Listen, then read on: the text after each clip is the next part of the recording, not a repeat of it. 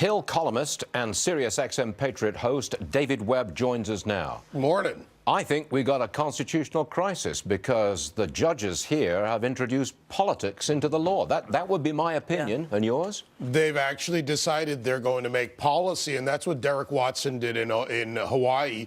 His basis for this is that there is some religious discrimination. There has never been a religious test in the first order or in this order, which was a narrower scope.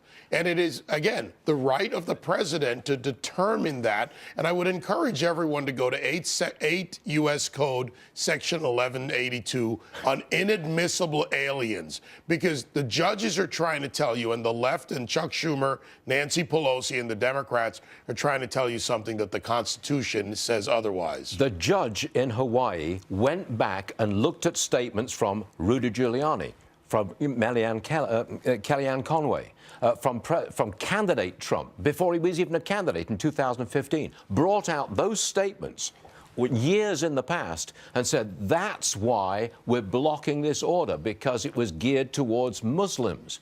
I've never seen anything like that in judicial history. Not only that, but let's think about criminal prosecutions. Are judges allowed to go back in a person's entire history, use anything and cherry pick they want in a criminal prosecution? They're not. Why would they be allowed here? They're not. That means the president wants to take it to the Supreme Court.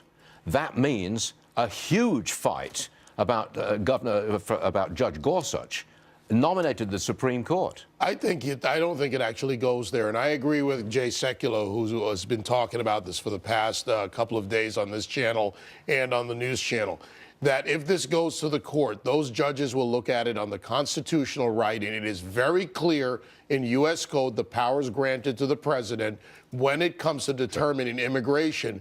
These judges are making policy. They will be overruled. It would strengthen the president's position, but I would caution these judges and the Democrats that should something happen from the people that are allowed in this country, the blood will be on their hands, and that will be a political backlash against the Democrats.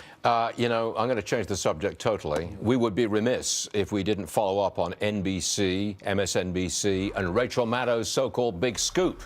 You know, those 2 pages of President Trump's 2005 tax returns that actually made the president look good. That's my opinion. Well, the leftist spin continued last night. Watch this. Ultimately, in terms of the content of that tax return, there is nothing particularly embarrassing or scandalous in the tax return itself. I mean, one of the things we have seen today as tax experts and analysts have gone through these 2 pages is that there are some questions raised through this return about whether or not Donald Trump's tax policies as president would put millions of dollars into his own pocket. Is that a stretch or is that a stretch, David? No, that's a stretch of monumental proportion. That's a stretch. Look, a 12-year-old could read these 2 pages and get it right, and Rachel Maddow can't because she doesn't want to. This is Geraldo, going after Al Capone's vault and finding nothing in there. You know what this also shows? That Donald Trump paid in 1 year $38.4 million. The Obamas paid $6 million in 15 years. So who's paying more into the tax code? The Democrats like to collect taxes. I think Trump's helping them with that cause, paying a lot of taxes. They're trying to bury Donald Trump in speculation without facts, right? That's true. And all speculation. It's sort of like thoughts or facts over there. That's not even what's thoughts. Going on. It's conjecture. It's not even thoughts. And it becomes an accusation, becomes tantamount to a conviction.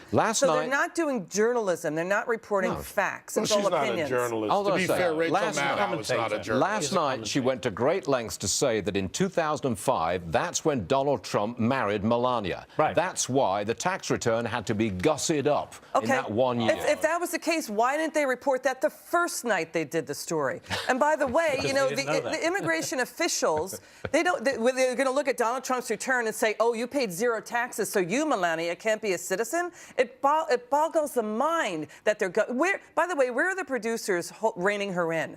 This is a failure at the network level that there's no checks and balances on this. We're having fun. I know. Just I'm relax. I just We're feel having like fun with this. I want We're winning. fair. I want to be fair. Well, Yeah. if you want fair, go into Rachel Maddow. Unfortunately, it's not where you're going to get it, but that's why they've failed as a network. Look at this, everybody. The trendy coat maker. It's cold in here. I'm not trendy. I got one of these I don't know. I things. think it's pretty hot. EMAC's pretty ready to go here. So here's the jacket. That's Canada Goose, okay? Yeah. They go public today. And by the way, there is a big protest going on right outside the New York Exchange. Now, that's because of the fur collar? Well, because of the fur collar made from coyote. The coyotes are trapped, and then the fur is used around here. And, of course, then are the geese, the down inside the jacket. I protest Canada geese. That is the protest going on right now about that fur jacket. It's not that big. No.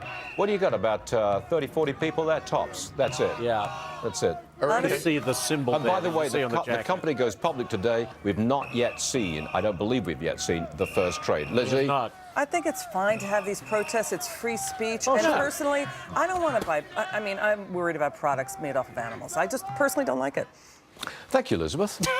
That looks like my size.